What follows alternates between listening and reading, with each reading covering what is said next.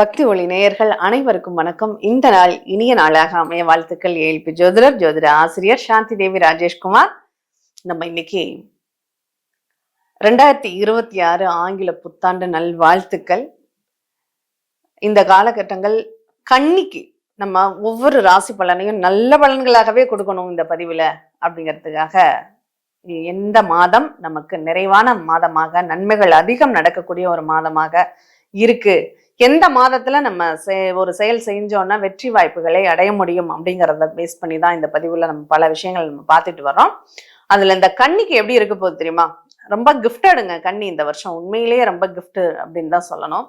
ஏன்னா கன்னியை பொறுத்தளவுல குரு பகவான் 4க்கும் 7க்கும் எனக்கு வீடு, வண்டி, வாகனம், சொத்து, சுகத்தை தரக்கூடிய குருவாகவும், திருமணம், நண்பர்கள், கணவன் மனைவி உறவு நிலைகள், சூழ்நிலைகள், இது எல்லாத்தையும் கொடுக்கக்கூடிய கிரகமாகவும் இருக்கக்கூடிய குரு பகவான் 11வது வீட்டுல இருக்காரு. பாருங்க எவ்வளவு விசேஷம் 11ல இருக்கிறது. அதுவும் குரு உச்சம் பெற்ற குருவாக கடகத்தில் இருக்கக்கூடிய குரு ரொம்ப நமக்கு நன்மைகளை தரக்கூடியவராக இருக்க போறார்.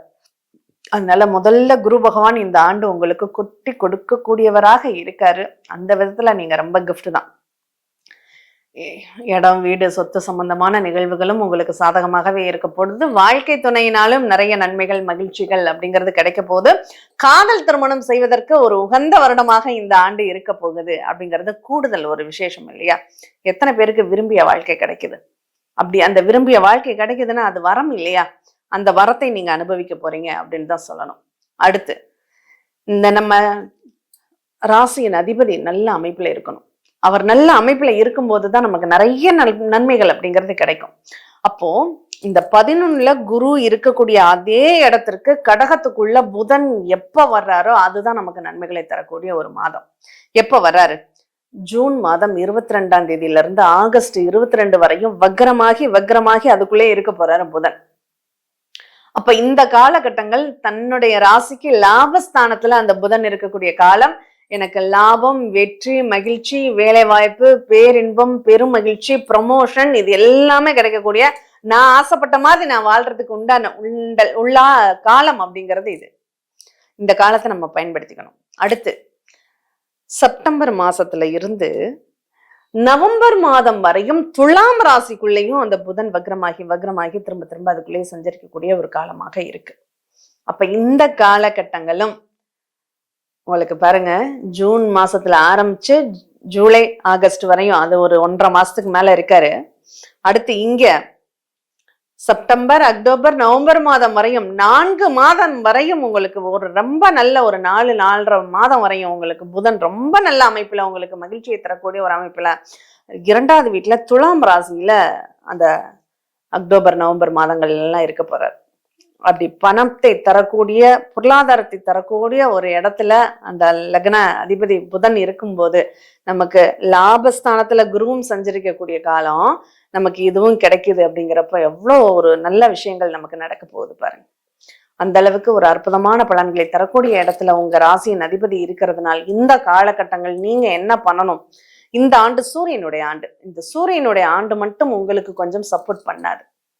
ஒரே ஒரு விஷயத்தை தவிர, வெளிநாடு போறீங்களா? தாராளமா போகலாம். வெளிநாடு யோகத்திற்கு இந்த சூரியன் உங்களுக்கு சப்போர்ட் பண்ணுவாரு. வெளிநாட்டுல இருக்கக்கூடிய கன்னிராசிக்காரர்கள் அவங்களுக்கு இந்த காலகட்டங்கள் நிறைய நற்பலன்கள் ஏற்படக்கூடிய ஒரு அமைப்பு இருக்கு. அதை பயன்படுத்திக்கலாம்.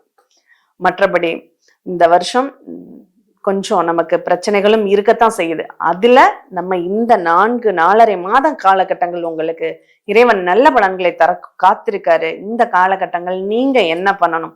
முத்துமாரி அம்மனை வழிபாடு செய்யணும். கன்னி ராசி, கன்னி அம்மன் வழிபாடு, பச்சை அம்மன் வழிபாடு, பச்சைவாளி அம்மன் வழிபாடு, முத்துமாரி அம்மன் வழிபாடுன்னு அம்மன் வழிபாட்டால அதிர்ஷ்டத்தை பெறக்கூடிய ராசிகளாக நீங்க இருக்க போறீங்க. அதனால இந்த அம்பாள் வழிபாடை எந்த அளவுக்கு ஆத்மார்த்தமா நீங்க பண்றீங்களோ, ஆடி மாசம் கூழ் ஊத்த ஆரம்பிச்சதுல இருந்து அடுத்து கண்டினியூவா நீங்க அந்த அம்பாள் வழிபாடை பண்ணுங்க. அது உங்களுக்கு பெரும் மகிழ்ச்சியையும் பெரிய லாபத்தையும் பேரின்பத்தையும் தரக்கூடிய ஒரு நிகழ்வாக இந்த காலகட்டங்கள் மாறும். படிக்கக்கூடிய குழந்தைகள் இந்த அம்பாள் வழிபாடு பண்றீங்கன்னா படிப்பு ரொம்ப நல்லா வரும். அதே மாதிரி வருமானம் ரொம்ப செழிப்பா இருக்கும். எனக்கு வருமானம் தேவை, ஒரு இடம் வாங்கணும், ஒரு வீடு வாங்கணும், சொத்து வாங்கணும், வேலைக்கு போகணும், இப்படி எல்லா விதத்திற்கும் இந்த மாதங்கள் அப்படிங்கிறது உங்களுக்கு சிறப்புகளை தரக்கூடிய மாதமாக இருக்கு. இந்த மாதத்துல கூடுதலா அம்பாள் வழிபாடையும் செய்து நீங்க வழிபாடு பண்ணுங்க. கண்டிப்பா பச்சரிசியினால் பொங்கல் வைத்து வழிபாடு பண்ணுங்க. கண்டிப்பா அந்த பச்சை வாழி அம்மன், பச்சை அம்மன், கன்னி அம்மன், பகவதி, கன்னியாகுமரி பகவதி கோயிலுக்கு வாய்ப்பு இருக்கிறவங்க, அந்த பக்கத்துல இருக்கிறவங்க ஒரு தடவையாவது போயிட்டு வாங்க. ஏன்னா கன்னி ராசியே கன்னியாகுமரி பகவதி தான். அதனால அங்க போய் வழிபடும் போது உங்களுக்கு ரொம்ப ஒரு நல்ல ஒரு முக்கியமா இன்னொரு வழிபாடும் இந்த இடத்துல சொல்லணும். கண்டிப்பா நீங்க அதை பயன்படுத்தியே ஆகணும். பாலா திரிபுர சுந்தரி பாலா வழிபாடு, அந்த பாலாம்பிகையை வழிபாடு பண்ணும்போது அது கூடுதலாக உங்களுக்கு நன்மைகளை நிறையவே பெற்று தரும் அப்படிங்கிறத தெரிஞ்சுக்கோங்க. அதனால இந்த வருஷம் உங்களுக்கு செழிப்பான வருஷமாக இருக்கணும் அப்படின்னு நம்மளும் பிரார்த்தனை பண்ணிக்கோம். மீண்டும் இனியொரு நிகழ்வில் சந்திப்போம். நன்றி, வணக்கம்.